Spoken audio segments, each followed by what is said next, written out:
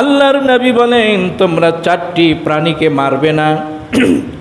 1 number হলো পিঁপড়া, যতক্ষণ পর্যন্ত না তোমাদেরকে কামড়াবে, ক্ষতি করবে, ততক্ষণ পর্যন্ত তোমরা পিঁপড়াকে মারবে না। 2 নাম্বার মৌমাছিকে মারবে না। মৌমাছি যতক্ষণ পর্যন্ত না তোমাদের ক্ষতি করবে ততক্ষণ পর্যন্ত মৌমাছিকে মারবে না।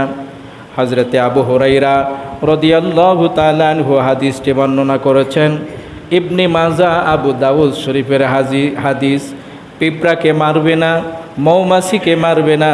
4 নাম্বার, পৃথিবীর সর্বশ্রেষ্ঠ ছোট্ট পাখি হলো হুদহুদ পাখি, যার আলোচনা আমরা সামনেতে করব। এই হুদহুদ পাখিকে মারবে না। তাফসিরে ইবনে কাসির লেখেন 4 নাম্বার, শরৎ শালুট পাখিকে তোমরা মারবে না।